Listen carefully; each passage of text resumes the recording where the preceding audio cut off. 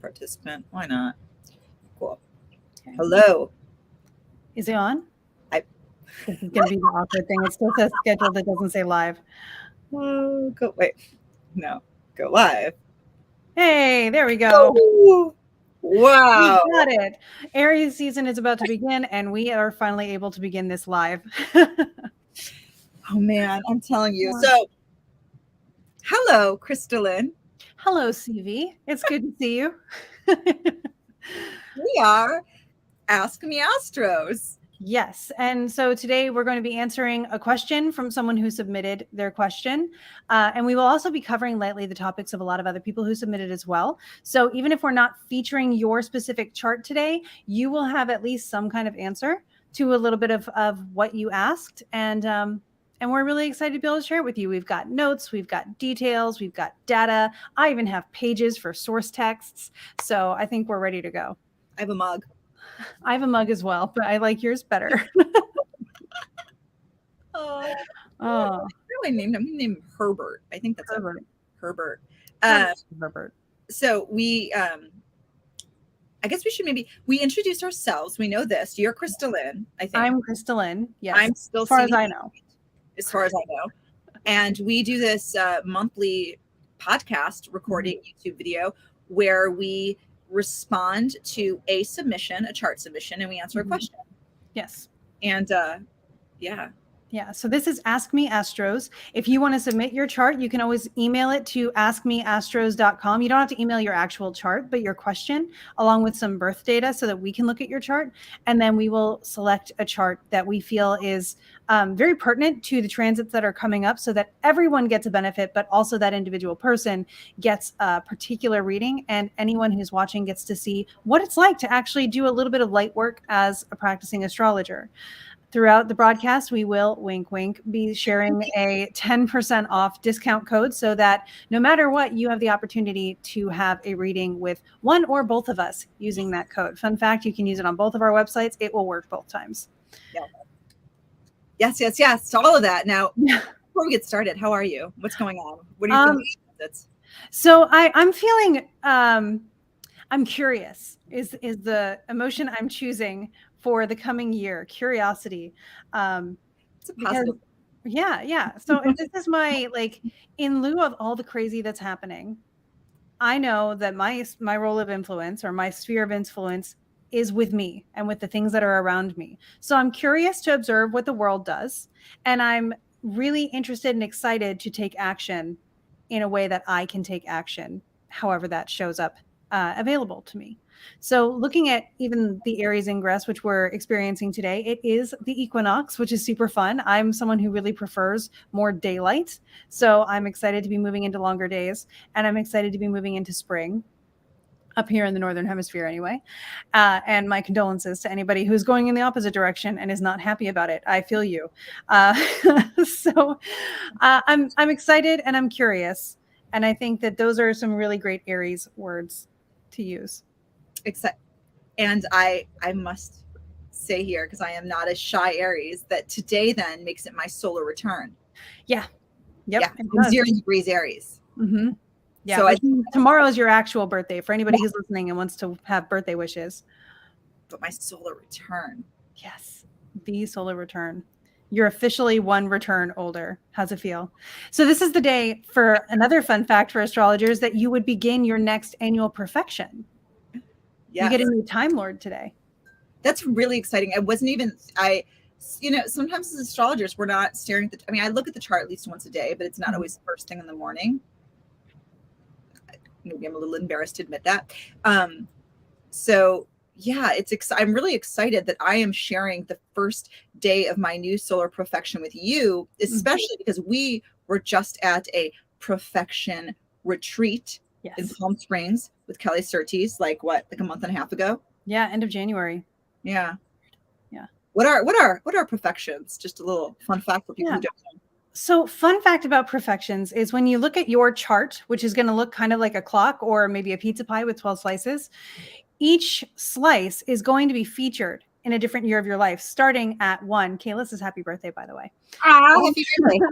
So starting at the first house, which you'll see at around the 9 o'clock position on your chart. Mm-hmm. When you're born, I like to say it this way. When you're born, your primary concern is existing. So you're in a first house perfection year. And then from 0 to 1 of age, you move through that first house perfection year, getting to know the world, your life, your perspectives as a little baby. And then you move through each house 1 year at a time until you get to 12. And then at 13, you start all over again. And we do that in cycles throughout our entire lives. So your first house, your second house might be about resources and supporting yourself and all of those keywords that go along with each house. But then you have the Time Lord. Mm-hmm. The Time Lord is the ruler of the sign that occupies the house that is highlighted by annual perfection. So if you are an Aries rising, which I know you're not, you're a Gemini rising, right? I'm a Leo rising. Leo, oh, I forgot. The hair's I always say like you have gorgeous hair, and that's why I remember you're a Leo rising. Yeah. So for a Leo rising, if you were in a first house perfection year, and I know you're not in a first house perfection year right now, but you would be watching the sun. If you were in a Gemini perfection year, you would be watching Mercury as Mercury navigates around from your birthday to your next birthday, because that might show you kind of like it's like playing a third person video game. Yeah, where Mercury is your avatar moving around the world in that game. So you watch what Mercury is doing, and you get a little bit of the previews of what the storyline is saying regarding your life in the context of the themes of the house that is highlighted for you. How would you explain it? Yeah, all of that. Plus, I think the perfection years are nice because you can, I always think when you start the first house, right, it's a new cycle. And so you can go through and you could sort of see like somewhere in the life, an evolution of something you're building. Mm-hmm. It's nice. Like you can look at it for general themes. But as you get older, as I am, you can go back and you can like check into the last time that house was perfected. Mm-hmm. It's nice. It's just another way to sort of track time, hop into your story. If anyone cares, I'm in a 5th house perfection year. Venus is my Time Lord. I went from Mars to Venus. No, I lied. If you have a fire rising, you don't have Venus. No, I don't know why. I really love Venus. Yeah. And so Jupiter, right? Jupiter's the Time Lord for Sagittarius? Yes. And if anyone can guess my age, you get a prize. But only in the live. So anyone can guess it right now. But yeah, so it's interesting. I mean, 5th house perfections tend to bring up ideas. I don't know. I think of creativity, but also perhaps the idea of children, right? You go from the 4th house of like, what's my foundation? Like, where do I want to live? To the 5th house of like, okay, now what am I building in the world? Mm-hmm. Yeah. Now that I've secured myself, what am I expressing? Mm-hmm. Yeah. I do love the 5th house. Yeah, it is the house of little fortune, which is nice. And not little as in like insignificant, but little as in, I like to think it's like cute because it is the joy of Venus, which is really fun. So you think about Venus as being the minor, but only because she's smaller than Jupiter fortune. So you get your little personal life fortunes happening there, which is why the 5th house also does things like gambling and vacations. Absolutely. And I'm going to add 2 points to that, if I may. Yeah. Something I always think about in the 5th house is my friend astrologer Spencer Michaud, who's wonderful, says the 5th house is kind of like a legacy house, and I love that idea. Where we come from is the matter of the 4th, but the 5th is sort of how we choose to put our to what we leave, like our mark we leave on the world to some extent. It's different, of course, in the 10th and the 11th, but there's something about what we choose to create and produce.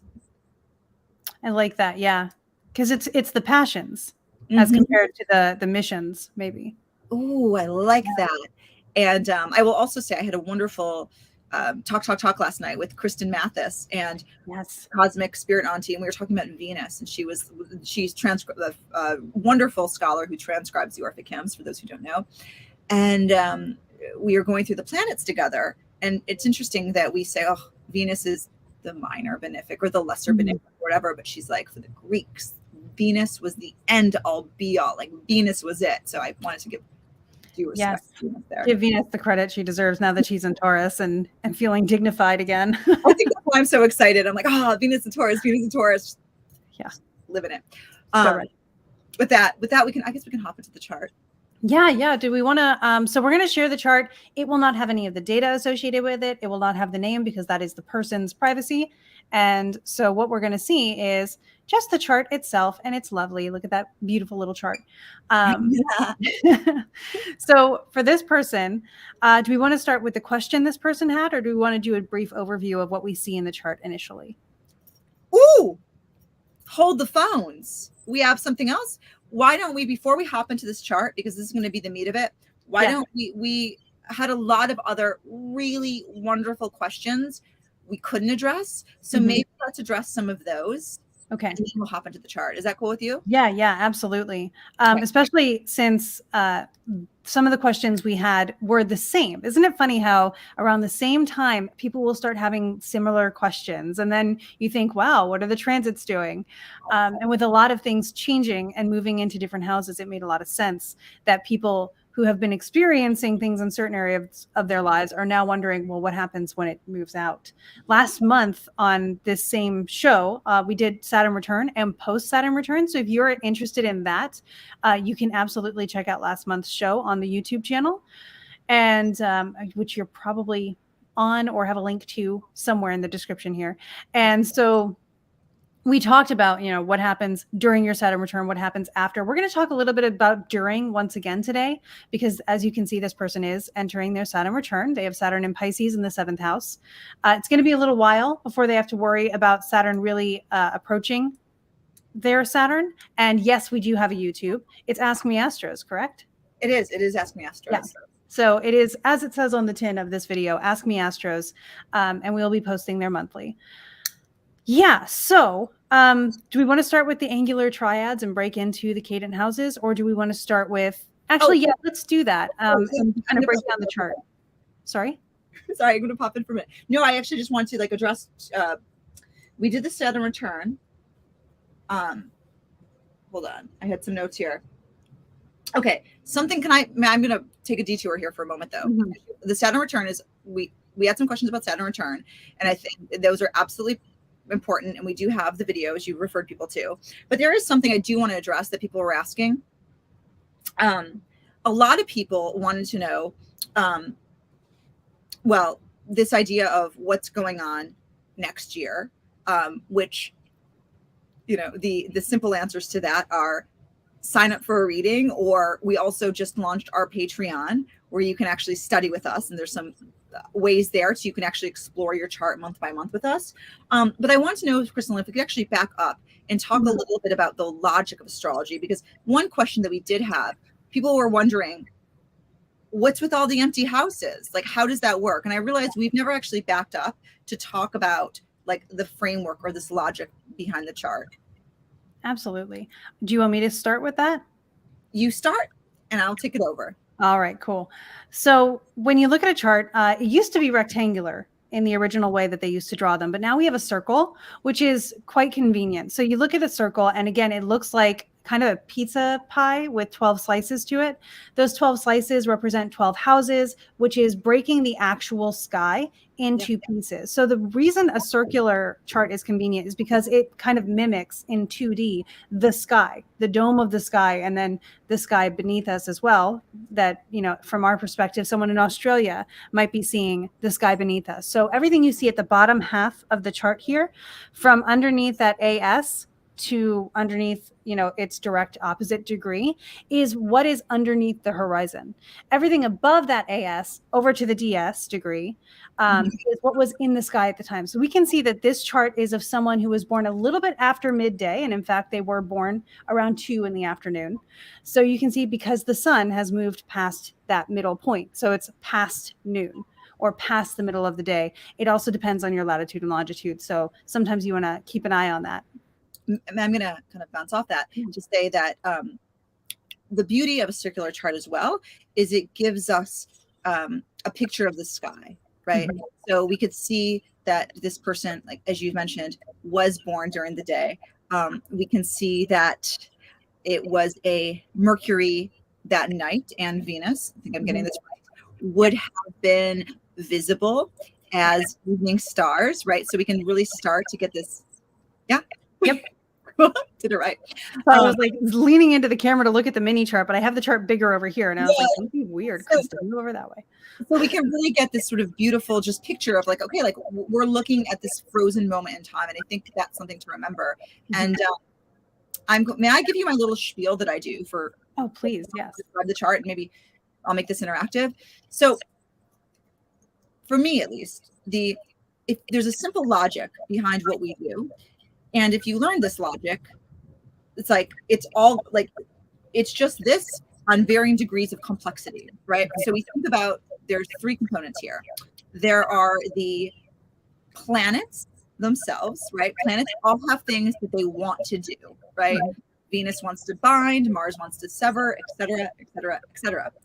And these planets all have homes or places that they're resourced, they can do what they want, right? The same way that KristaLyn is in their house right now. KristaLyn can easily grab a book at this moment.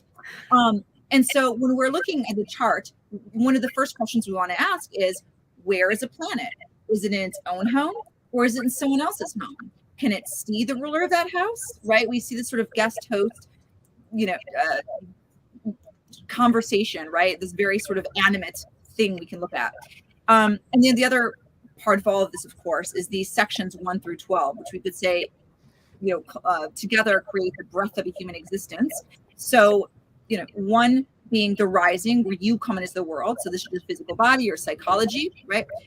2 through 11 is the world around you. So planets in these houses can represent people in your life, events you might encounter, et cetera, et cetera.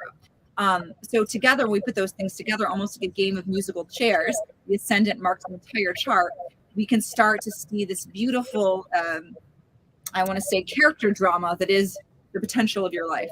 Did I get that right? Yeah, no. And I'm also, you inspired me to look up a quote that I use when I present on astrology being a form of storytelling. Ooh, do you mind if I share a quote from Plotinus? Please do. So Plotinus was a Neoplatonic philosopher, and a big discussion that goes on that is something for you to decide for yourself. But one of the things that Plotinus spoke on was, are the stars causes? Do they make stuff happen down here, or do we make stuff happen up there? Who's on first and what's on second, essentially? And so Plotinus decided that no, they're not causes, but in describing what he thought they were, he says, let us suppose that the stars are like characters always being written on the heavens, or written once for all and moving as they perform their task. So again, it's sort of the planets being the verb, or the planets being the character taking action, and then the houses being sort of the context and moving in and interacting with each other. So I thought that was really a cool source to cite and support Stevie's brilliant description. I love it. And you, for those who don't know, this is a topic that you lecture on. I do. And so if anyone catches you, do you have, are any of your lectures available for purchase or on your website or anything right now? Yeah, there is the one I did for Astromagia 2022 is available on the website. It's actually more of a workshop that shows you how to derive a story from your chart or from a moment where you had an idea to have a story. And that's my favorite quote in the entire thing, because as a writer, you think Plotinus put the plot in Plotinus, and I'm going to make a t-shirt. One day I will have a t-shirt of putting the plot in Plotinus about whether idea. Well, my Mars and Aries will come for you. Yeah. Bring it. That'd be great. And also, shameless plug, you and I just offered we just launched our Patreon, where we're going to have a monthly cohort where we do a little bit of writing workshop around the planets every month. So if you want to really dig into the storytelling idea further with us, there are ways to join us. And now I think we've answered the questions. We can really dive into this chart. 1 second. Yeah. For anybody who's interested, because in case you're wondering how to do that, we can do this. Ta-da! Join our Patreon. So that's kind of convenient. So yeah, diving into this chart, one of the things now that we've talked about the houses kind of being broken up that way is that you can see that you can also break them up into kind of little quarters of three houses each. And in astrology, especially in more traditional astrology, we call these the angular triad. And if you think of, oh, go Can I, ahead. Yeah. sorry, because you said that, I want to make sure we clarify it for people, because to me it almost sounded like decans. So you're saying that there's, explain that better. Pretend I don't know anything about astrology. Yeah. So I was just about to try. So what we have is, again, you have the whole pizza here. If you took a quarter of the pizza and then broke that quarter into 3 slices, you'd have 3 houses. Perfect. Now, these houses form an angular triad. Okay. And so the angular triad starts with the angular houses, and the angular houses are the easiest to spot because they have what we call the angles in them. So that's the AS there is your ascendant. The MC is your midheaven. The DS is your descendant. And then the IC is the opposite of your midheaven. It's called the Imam Cole. So it's not as easy to like just associate. Those are your angular houses. Ooh, you're going to kill me. Oh no, why? But not everyone. So I think we should just clarify the angular houses as being 1, 7, 4, and 10, because not everybody has their MC on an angle. Yeah, no. Right? Because I can get my MC in the 9th, some people in the 11th. Yeah. Yeah. So we're lucky that this chart actually follows the 1, 7, 10, and 4. Yes. But you're right. Sometimes depending on the latitude and longitude, again, you can have a midheaven, as I do, in the 11th house or in the 9th house. Sometimes it'll go all the way into the other houses. Yes. That complicates, or I don't want to say complicates, it adds layers and flavor to the interpretation. It's still in some ways considered angular, but the house itself, you're right, is definitely the 1st, 7th, 10th, and 4th. Those are the ones that you want to look at. And that's a little bit like the hierarchy that we look at them would probably be what? 1st, 10, 7, 4th. Absolutely. Right? And as another great astrologer, around the clock. Mickey Parano says, right, the angles of your life, right? Yeah. 1st house, who are you? 4th house, where are you from? 7th house, who are you with? Yeah. 10th house, what do you do? Right? Yeah. When something hits one of those, your whole life goes into chaos or joy. Right. Yeah. But you would also think of the 4 angles as like your small talk elevator things, right? When you meet people for the first time, these are the things that they typically ask about. Where are you from? Who are you with? And what do you do?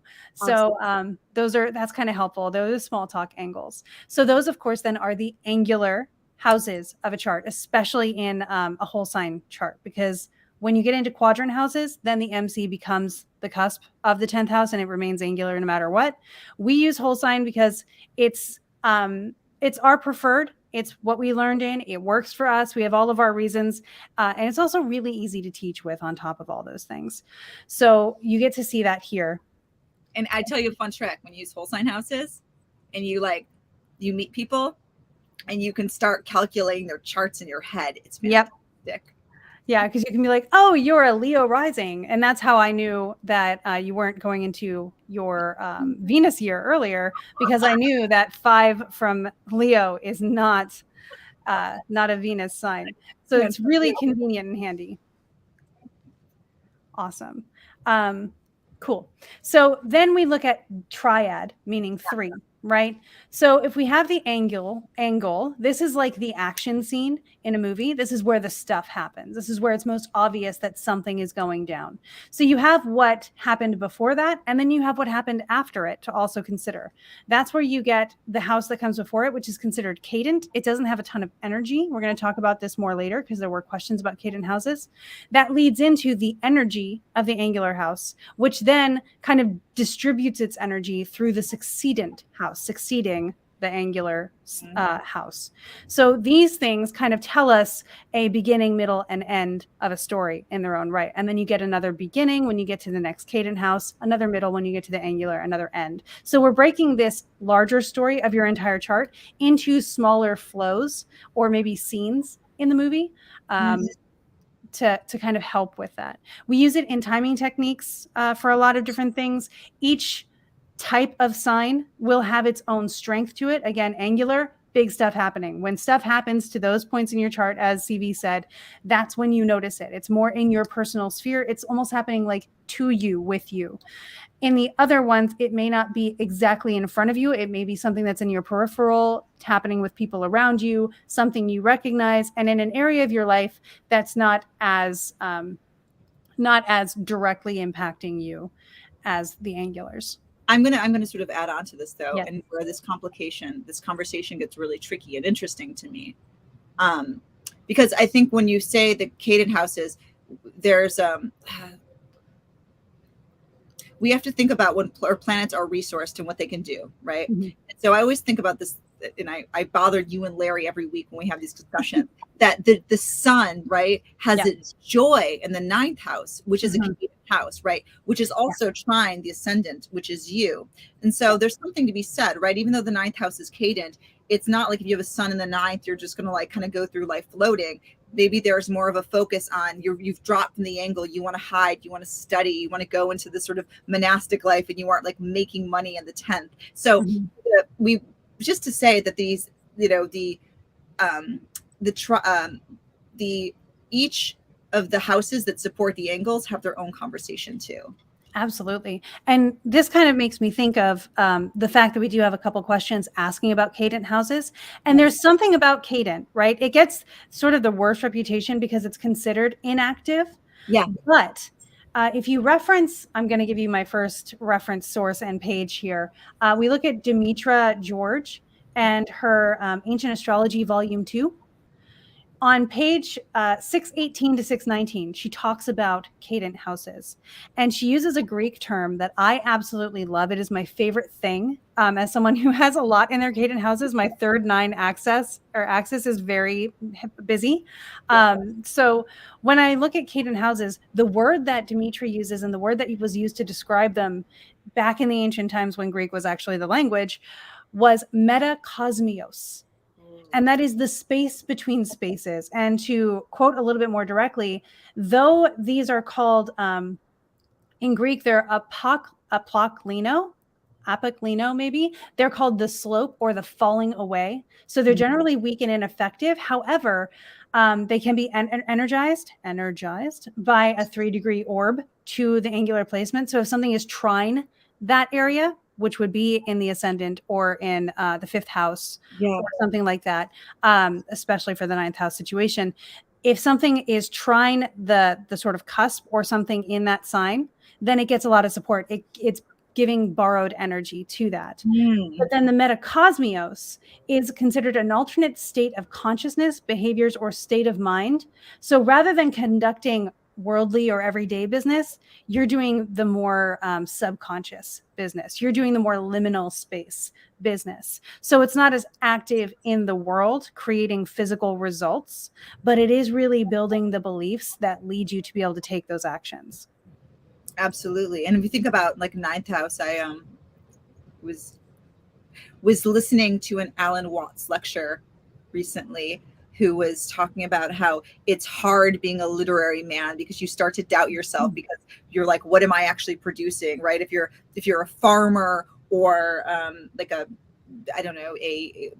someone who fixes cars, look at my jobs, you produce something in the world and people see your value, right? But if you're very intertwined with the 9th house, you're a philosopher, you look at astrology charts all day, you're not exactly busy in the 10th, and people might start to look at you like a little weird. Like, what are you contributing to society? This sort of mental energy. Something to bring forth there too. And interesting too, like the 3rd house is a little bit of that too, right? The house of goddess as well. Yeah. So in ancient astrology, this is a great point. The 9th house is considered the house of God. And then the 3rd house is considered the house of goddess. So no, we're not necessarily thinking your typical monotheistic or whatever mindset. We're thinking more of a balance of divine feminine and masculine in divinity. So you have the 9th house of God, the 3rd house of goddess. The 9th house is your religion, your spiritual practice, your worldviews, the beliefs that inform your decisions and the way you see the world. The 3rd house can often deal with divination. And different like sorts of fortune telling and those daily practices or rituals that kind of are your daily reminders of that larger worldview. So you can see again how we're talking about axis here. They complement each other, which is really cool. So, woo. So, which is all to say, how do you want to break this up when we go talk about, we mentioned the angular triads. Should we talk about like because we have some questions for this chart. I'm wondering if we should talk a little bit about like what each of the angular triads do in the world, if that makes sense. If you'd like to, we can go into that. Yeah. Or how do you usually break? Because I always like how I always think about the like, do you want to look at them of like what each of the house, we kind of talked about what each of the houses do. Mm-hmm. Do you ever look at kind of carrying on this idea of, right, we've been talking about the ninth house is this Caden house, but it's interesting to see. I always think about what is the name for this? That you have the would this be the angular triads, to look at the houses that support each of them? Like we look at the ninth house and the houses that support it, or the 10th house. The 10th house and the houses that support them. Yeah, those are the angular triads. So, yes. For your example of the 10th house is among certain things, it's career, life direction, reputation, things like that. So the 9th house supports it by building into it, right? And then the 11th house are the people who are also supporting it. So the 9th house is your beliefs, which support what you do. Yep. And then the people who benefit from or support you doing more of that ends up being in the 11th house of like friends and society. Is that kind of the direction you were going? I like that, but I'm going to take an alternative view as well. Do it. Right. Like I think when you look at each of the angles, because the angles we know are the stake tent posts of everyone's life, right? So for instance, if we look at the 10th house, we know that the second house and by trine, right? So the second house and the 6th house support it, which says a little bit about what the 10th house is trying to do in the world, right? The second house is maybe your money. 10th house is like what you're doing in the world. The 6th house is the work no one wants to do. So thinking about it like everyone. So when we start to look at the cadence, right, they're supporting an angle, like everyone's supporting an angle. Yeah. So I thought we were still talking angular triads. You're talking about the trine houses, which support the different houses, which is also mentioned in the quote there by Dimitri George, especially if they're within 3 degrees of something in that house. So that's the beauty of trines. Yeah. And how they do support each other in theme, which is really cool to think about. It also reminds me of, again, your axis, the opposites will have a similar theme like we talked about. So now we're getting into aspect theory in houses, which is pretty cool. But we did have that other question, and I want to get myself back on track here because I thought about it and then I lost it super fast. Well, she was talking about the question. So maybe I'll just finish this thought if I may. Yeah. So the reason I mentioned this is because the person in this chart said, okay, I have a house, like I have cadent planets. Like what does this mean? Do I have no direction? Which is sort of the answer is no. Not necessarily true. And we will kind of jump into that. I think there's a difference between cadent houses and houses that can't see the ascendant, but that's that's where we're going. Yeah. I'll look back that for a moment. But just to say that so thinking about the angles and what supports them. So the 10th house supported by the 2nd and the 6th. The 1st house is supported by the 9th, the Caden house. So the who you are, right, gets nurturing by that 9th house of study, right? Not to sort of undermine this. The 5th house of that coming back, that legacy house, the house of children, what you create, right? These are the things that support the human soul, perhaps.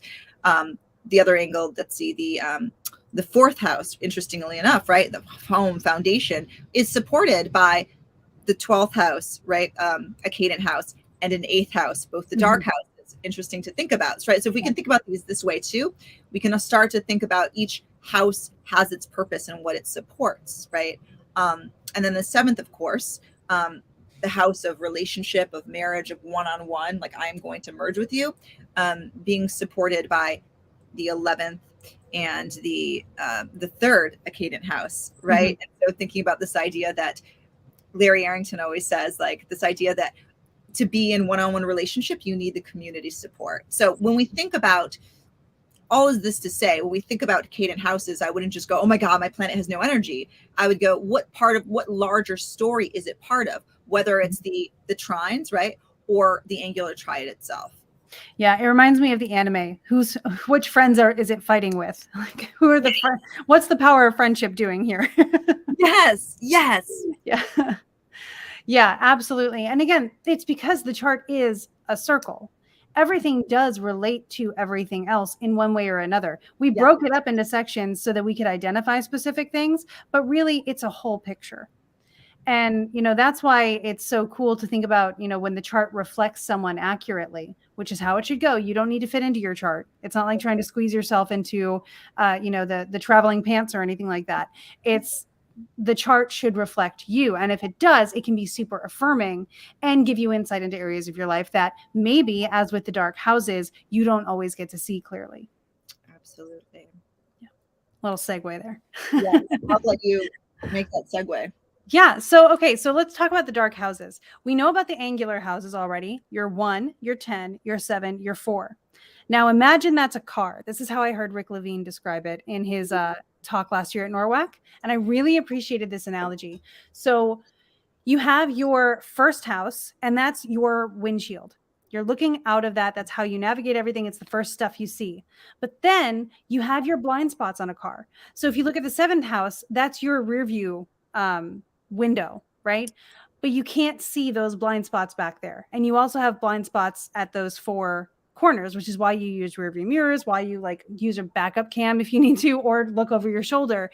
That would be this 12 to 6th and 8th houses. And in this one, they're really easy to see in this particular chart because they are all of the empty houses. So for this example, actually, this person's chart's really helpful because all of the houses that are empty on this chart are the houses that I'm talking about. Now, it's always going to be those houses. Those houses are not going to always be empty. So, take this for as useful as it is. But those are the blind spots. And even in this chart, as they are empty houses, the trick with empty houses, just as an aside, is to look for the ruler of those houses. So for this person, if those really are blind spots, they want to look in the area for the sake of the 8th house, look at where Mars is in Taurus and get some context off of that to see how they can dive into that blind spot a little bit more or how that expresses in their life. So I'm going to clarify real quick. Yeah. I'm going to pretend like I don't know anything about astrology just to firm that up. So as you mentioned, right, I love the car analogy. 12, 6, 8 are the blind spots here. Those houses can't see the ascendant. The ascendant is you. That's important to remember, or your windshield. But again, coming back to the idea that planets all rule houses, right? So that's why we're going to look to Mars for the 8th, because Mars, Aries is the home of Mars. Just to sort of slow that down. Did I not mention that? I'm so sorry. Oh no, you did. Sometimes you know so much, KristaLyn. You just like I have Jupiter in the 9th and it's exalted. He doesn't really know how to do the minimum. So I appreciate that you have that measuring that you can do. It's so cool. Yeah, so they are the blind spot houses, and they are that because we talked about trines before, and we talked about if you want to talk about squares, they are the angles. So again, the 10th is square. It forms a right angle with the 1st. Same for the 4th. And then you have the opposition of the 7th. So they can all see each other. Whether they're giving each other pretty glances or angry glares, that's a different story, depending on the nature of the aspect. They can see each other. You also have sextiles. So if you do a sign and then skip one, and then technically it's the second sign from that. So you have 1, skip 2, end up in 3. That's a sextile, because if you drew it all the way around, you would get a 6-sided figure, right? So we have a sextile. All of these things are lines that contribute to a greater shape if they went all the way around the chart. Is there anything that we need to add on to that? Yes. Yes, perfect. I thought so. So what KristaLyn is saying is there is this thing called aspect theory that we could draw on this beautiful tool called the Thema Mundi, which describes these aspects beautifully. We will go into that in a different session. I think that should be great bonus content, which is to say that there are aspects define when a planet is an aspect, and these aspects are drawn out as you just did. That means a planet can see each other. Planets can see each other only through aspects. So, and which is to say they can communicate. But these houses that we call dark houses, right? They do not have an aspect, a traditional aspect to the ascendant. That's you, right? And so it's important. So in this way, we would say that these houses are dark because they can't see the person, right? And as such, planets in these houses perhaps we're blind to them, if that makes sense. I'm going to hop in here to this person's question. This person said, I have cadent, I have cadent planets. Does this mean I don't know the direction of my life? Well, the answer is no. But getting back to this, when you first look to a chart, we might want to see what the ascendant is, who that person is, and the ascendant ruler.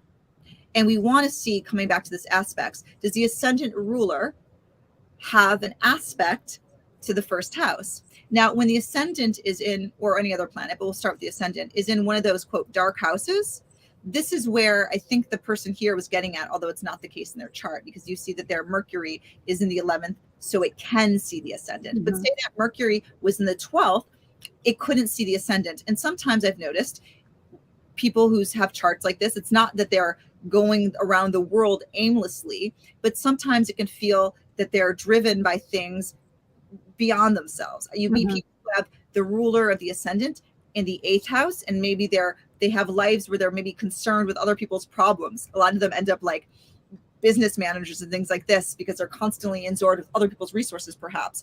Or sometimes with ruler of the ascendant in the 12th, you see people who might have some issues with a little bit of dark night of the soul themes in life. Not always, right? Or people who want to spend more time alone, et cetera, et cetera. But there is that feeling that when a planet is in one of these houses, you don't quite have immediate access to it because you literally can't see it.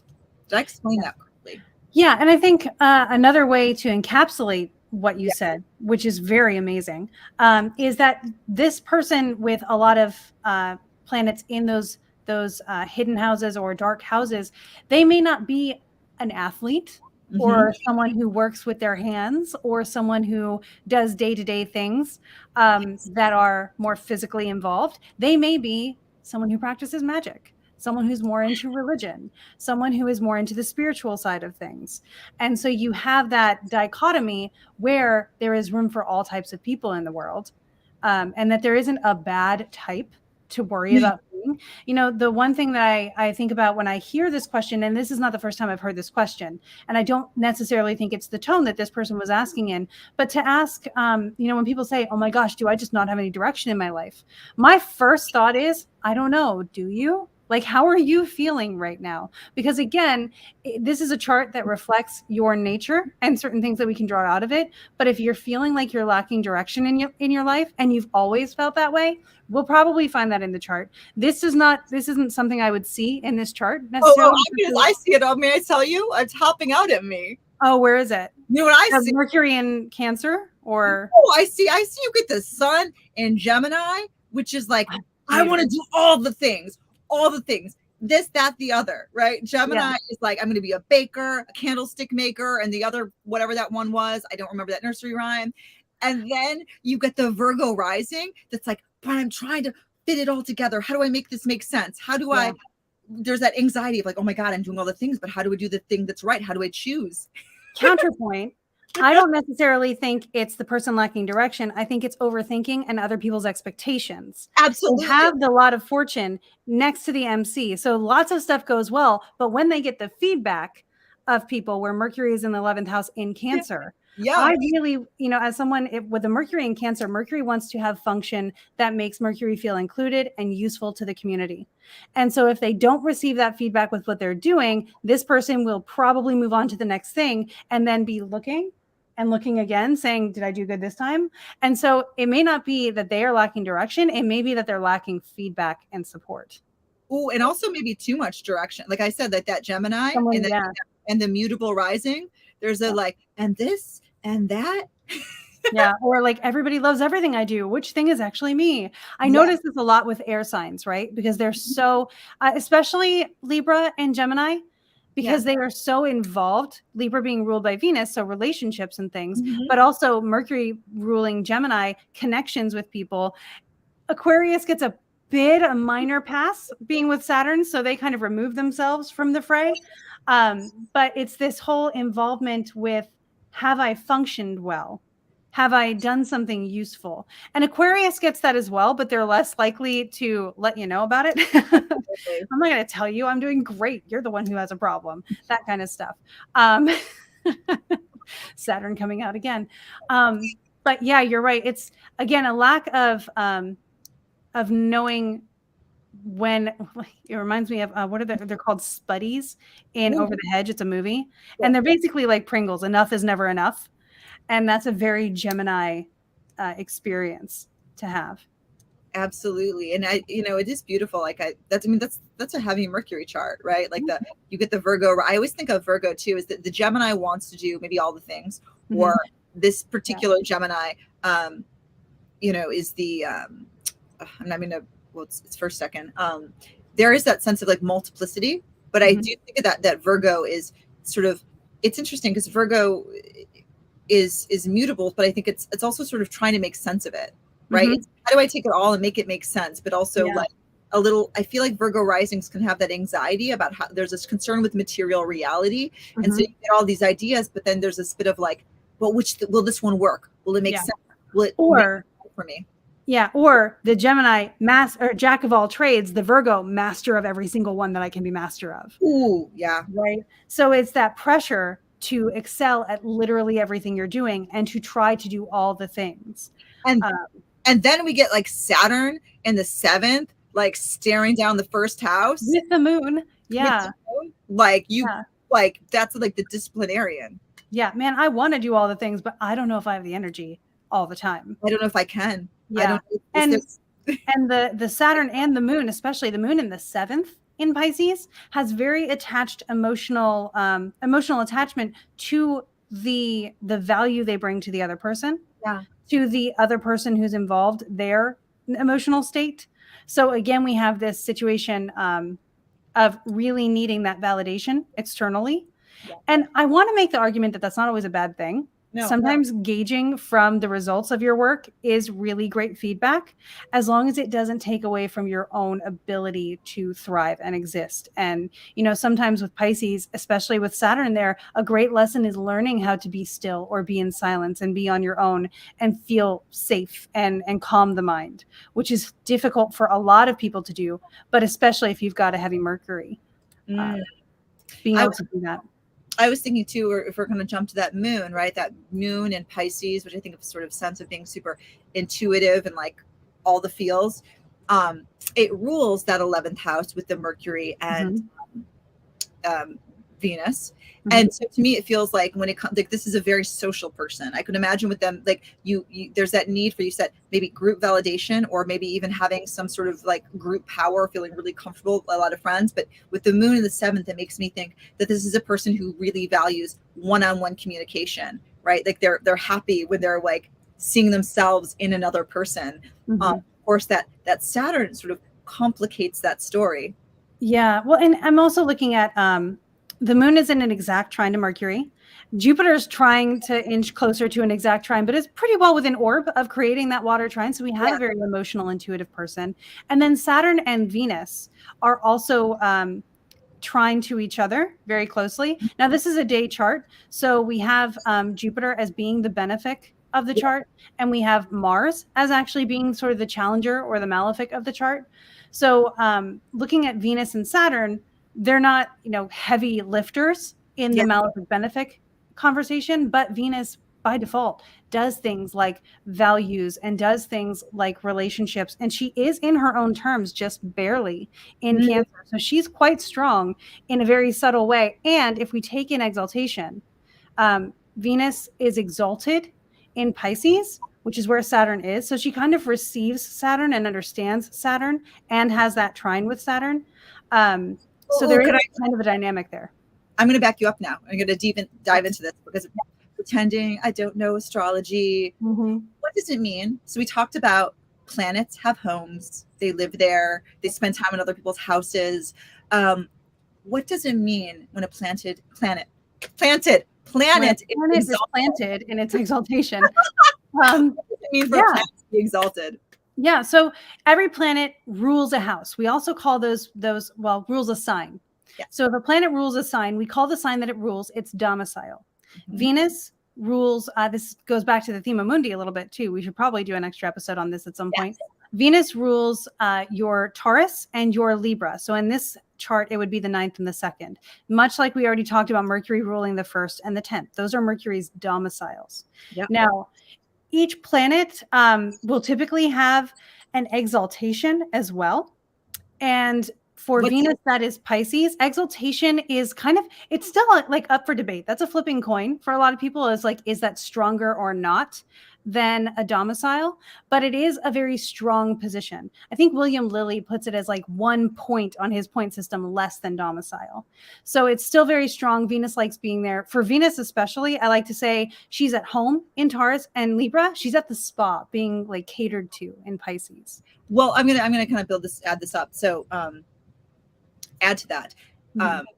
It is said, and maybe some theory, right, that an exalted planet is like a really welcome guest. So I'm just trying to put it in these frameworks. So if you don't know astrology, you're getting lost in this jargon, we can kind of get personal here. So like you said, like you go to the spa, right? You're not at home. But the thing is, right, you have all these wonderful people who are following you around. They're handing you a robe. They're giving you some tea. They're massaging you. I can't speak today, right? That's an exalted planet. There tends to be the people around you lift you up, which is a lot different than just being in your own home, being able to grab your books from the bookshelf. Yeah. Perfect. Yeah. So with Saturn being in the place that Venus is exalted in, that puts Venus saying, oh, darling, I know that place really well. They love me there. Tell them you're my friend and they'll treat you well. Yeah. Yeah. I can see what my skits are going to do next week. So we're talking about Saturn return. We can jump into that. Like this is perfect. Nice natal conversation, right? It's complicated, but there's like there's trines, there's some benefics involved. It's what would let's hop into the person's questions. Yeah. So this person talks a little bit about their Saturn return. Very astutely, they've recognized that Saturn is coming into Pisces and their Saturn is in Pisces. So we're in the realm of a Saturn return here because Saturn has come back to the same sign that it was in when this person was born. Yes. So the question is, my moon and Saturn are in Pisces. Would that affect anything differently with my Saturn return? So in a sense, you wanted to bring up a technique that's outside of Western astrology and is more in the, I'm not sure of the most appropriate term of Vedic, Jyotish, or Indian. Whichever one, if you happen to know as a viewer or a listener, do let us know. We'd like to be correct we'd like to be doing the right thing rather than what we think is the correct thing. I'd rather do right than be right. Let's put it that way. So go ahead and let us know about was it a dasha that you were going to explain? Well, it's a particular, it's not a time release system, but there's something in, I will say, Indian astrology, let's say that, called Sati Sati. And it describes the period where Saturn goes over your moon, right? This is a little different because we get the Saturn return as well. So this person's more used to Saturn being with their moon. But that being said, it's a whole sort of area of study, and it's a very specific transit called Sati Sati. And if you're interested to know more about it, right, it affects it can be a more difficult period, but it's going to affect people in different ways depending on what else is going in the chart. And we can reference episode 135 of the Astrology podcast with Chris Brennan, who goes over this in depth. So again, Sati Sati, look it up. It's something also one of my teachers, Adam Summer, talks about a lot too. So side note, take a deep dive into that. But now, if we're just talking about the quality of what this person can expect from their Saturn return, I'll hand it over to KristaLyn. Yeah. So the first thing that we want to look at is Saturn doing Saturn things. Yeah. So Saturn, by your general definition, is the planet of restriction. I jumped to that one first because it's so easy to remember, because Saturn literally wears a belt. The rings of Saturn are kind of like a restriction. Yeah. So you think about the structure, the restriction. I like to say you've built a tower and Saturn is going to check the masonry. And if it wasn't done well, it's going to fall over. And if it was done well, we're going to build onto it some more.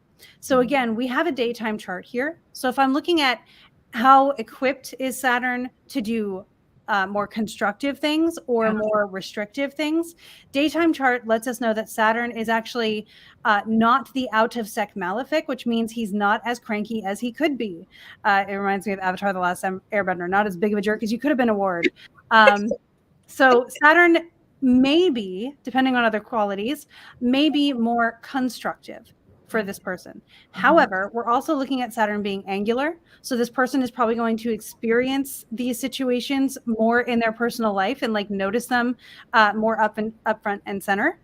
Very likely in 7th house situations. The 7th house is traditionally of marriage, contracts. This can also be other parties. So it's like a one-on-one conversation, and it's the person across the table from you. That can include clients, landlords, anybody that you're in a one-on-one connection with. Yes. If this was building on this, if this was my client, I would say, okay, you're having your Saturn return in the 7th. The moon is there. Saturn is making the moon rules the 11th house. Anyway, that being said, oftentimes when Saturn goes to the 7th, there is this focus on who am I in relationship, right? Yeah. So if you're in a serious relationship with someone else, there might be some challenges that test that relationship. Boundary setting, right? A lot of times I've noticed people either get divorced or married, right? They either you create or sever the contract. Exactly. Those are big, like Saturn and the 7th themes. Also, some people who've maybe never wanted to, maybe had a whole lot of emphasis in their life on relationship. Suddenly Saturn moves into the 7th and they're like, man, like, am I a good friend? How am I relating to other people, right? And also too, with this conversation with the 11th house, there could be this issue of, am I also that person who gets a significant other, that really strong Saturn in the 7th, and then maybe I leave my friends behind, right? So maybe there's that struggle to, how do I have a balanced relationship that doesn't feel too overwhelming? Those are some themes I might dive into with this client. Yeah, and it's also important to remember that Saturn is returning. So this is Saturn emphasizing what Saturn's been doing this whole time, but just echoing it and turning up the volume a little bit. So you're not going through this whole new unforeseen thing. Saturn doesn't really do unpredictable as well. So Saturn is just coming by and giving an inspection to the existing structures. It's a test of strength, a test of durability, sometimes a test of endurance. All of those things with the moon here and with Saturn. So the moon ruling the 11th, Saturn ruling Aquarius and Capricorn, which in this case are the 5th and 6th houses. Yeah. We can see those things being drawn in to the way that we would interpret this. So we're looking at the moon. By basic definition, the moon is the body, your physical health, sometimes the motherhood or nurturer, in whatever capacity that looks like in your life experience. And also it's going to draw in themes about friends, long-term goals, wishes, things like that because of the 11th house. Saturn, of course, we talked, is restriction, structure, support, contracts, things like that. But it's also going to bring in some themes around the 5th and 6th house of creativity, children, leisure, and also your daily work, your physical health routine, the way you're of service to others. In Pisces, adding a little note to this, we're going to see this as Saturn in Pisces overall. We're going to have a lot of blurred lines. Saturn likes straight lines, very thickly drawn lines, boundaries even. Pisces likes to dissolve things like acid. So we're taking these lines, these boundaries, and maybe we're blurring them a little bit so we can explore what it's like not to have them and then redraw them where necessary, or maybe redraw them in a new way that's more supportive to what comes next. Maybe it wasn't working before. Absolutely. I will build on that to say that this is a unique situation for everyone with Saturn and Pisces, because for the last 5 or so years, Saturn has been moving through Saturn signs. So to some extent, you should probably already know the Saturn story, right? So maybe it started in your 5th house. There was some sort of, maybe you could say, creative struggle, or there's some children, right? The 6th house is like, okay, what are my routines? Like, how do I take care of it? Whether it's my health or, the sort of mundane structures of my life, right? And now when Saturn hits the 7th, it's like, okay, like I've been building here. Now, how do I make a life with someone else? Yep. And so maybe there's also that sort of feeling of Saturn and Pisces is integrating the past 5 years. Yeah. And to the point that we were making earlier about houses building upon one another, because of this, Saturn started out in about 2017, I believe, going through Capricorn through 2020, the end of 2020. Then in 2020, Saturn already went through the 6th house. So these themes that Saturn is tying into sort of wrapping up the loose ends and locking them into a contract of the 7th house, you've already experienced them a little bit. So there's kind of that benefit of not only is Saturn doing what Saturn does in your chart, but Saturn's already gone through and cleaned house in the signs that it rules. So now you're putting the finishing touches, you're checking off the boxes, crossing T's and dotting I's. My goodness. And then you're seeing that showing up in areas that might involve other people, specifically friends, specifically people you partner with or cooperate with in a lot of situations. And because this person did ask, there was the question of, does Saturn return begin as soon as Saturn comes into Pisces? We noticed this person has Saturn at 11 degrees, Pisces nearly 12. So yes, because Saturn is in the Pisces realm already. So as of March 8th, March 7th, Saturn came into Pisces. You're going to start noticing themes around your Saturn return maybe popping up. You'll especially start noticing when Saturn approaches around 3 degrees before your Saturn. But for this person in particular, March 18th, 2024 is the exact Saturn return. So that'll be the climax of the story of the Saturn return. And fortunately for you, Saturn will not retrograde back over this degree. So you only have to really deal with that exact hit the one time. Then Saturn will move on.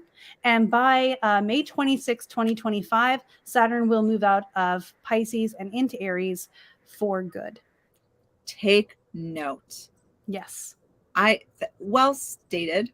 I'm going to, I have to say, the image of Saturn restriction because he wears a belt is something I am not ever going to forget. And now I'm imagining Saturn with this tool belt.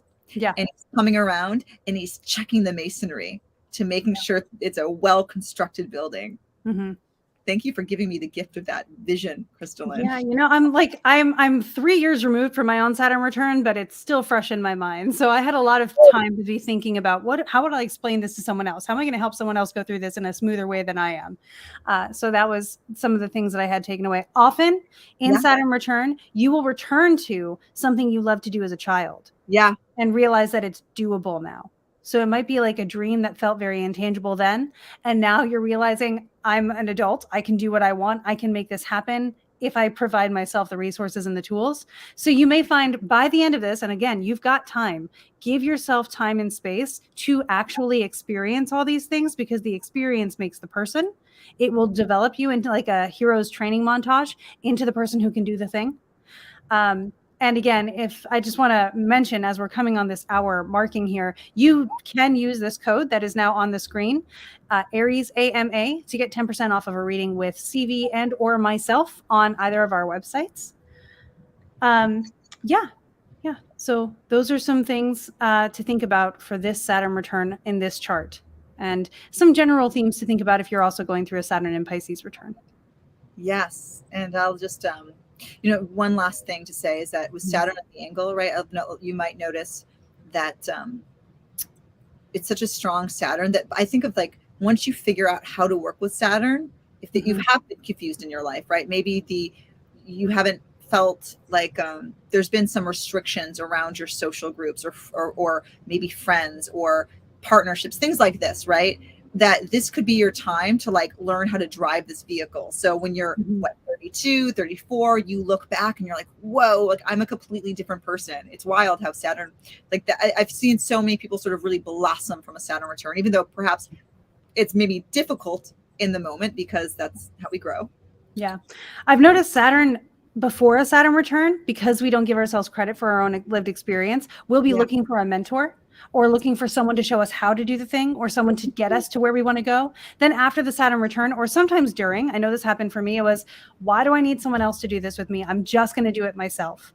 And you have to have like a throwdown moment for that. But you have this moment where you're like, you know what, forget trying to find someone to do it for me. I'm just going to do it myself. And I know that a lot of people find that moment, again, the necessity sort of leads to the innovation of I can do it myself because I've decided finally that I can. And then you make it work. And again, Saturn return is going to show up in a very unique way for every individual person. But that is definitely a repeated theme I've noticed for a lot of people. Yes, I agree. And we've come to the end of our session. Yeah. So so everyone, the code is on the screen in pink. Thank you, KristaLyn, for that. We feel free to submit your questions to askmeastros@gmail.com for next month. If there's something you're curious about, we'll take a look at those. We do this every month. And as I've mentioned like 3 times already, we have just launched a Patreon. So if you like watching us and you want to get early access, to ask questions, to watch videos, sign up there. We're also including in that a bonus episode every month for patrons only, where we will do this, but it'll be more interactive. So you can come and bring your questions to us live, and we'll answer as many as we can. And we are also with that launching a cohort where you can take a deep dive into astrology with us every month. We're doing some writing exercises, some games. It's really us, how we personally explore astrology, and opening it up to share with those we are super stoked to learn with. Yes. What else am I missing? I don't think you missed a thing. I think that was perfect. Follow us on follow us each individually. We'll go there. Follow us on YouTube, and tell KristaLyn what's going on with you and where can people follow you. Yeah, so people can follow me at The Real KristaLyn. There's only one. I had an imposter over the weekend again. I promise you, I do not use the phrase grand rising for anyone. Yeah, but you can follow me there on Instagram, on TikTok. I also am involved with the Alchemists Inkwell podcast and the Forgotten Storytellers story writing program, where the lecture that I mentioned earlier gets put into practice, and we help you write a story using your own intuition, your own divine timing, all of the fun things to make a difference in the world with fiction stories. And I do believe the retreats that I'm running to Greece and Ireland are currently full. So you can reach out to me, and if you're interested in those trips, and I will double check that for you personally, just in case a spot does open up, which it might. And yeah, so that's pretty much what I've got going on right now, I think. Fantastic. Yeah, how about you? And I'm super stoked for Greece. We're going together. I just want to put that out there. So there will be we will make time for a live from Greece, I hope. Yeah. And so I'm Stevie Henriette. I work under the moniker Art of the Zodiac. I have a website, which I'm currently redoing, artofthezodiacs.co, but please follow me on Instagram. I just launched a Substack. I'm a consulting astrologer, as is KristaLyn, but my love in life, aside from consulting astrology and talking astrology, is interviewing people. So I have a podcast called Talk, where I interview artists and astrologers. As I mentioned, I just recorded an episode with my dear friend Kristen Mathis, who's on this journey through Mysteria Mundi to translate the Orphic hymns. Brilliant. So please follow me in all the places to sign up for those interviews. And if you are one of our Patreon subscribers, you'll be getting some bonus talk stuff there as well. So what a fun day. This has been lovely, KristaLyn. Yeah. Happy Aries ingress to everyone. Happy equinox, whether it be spring or autumn, wherever you are. And happy solar return to CV. Yes. Okay, beautiful friends. Bye.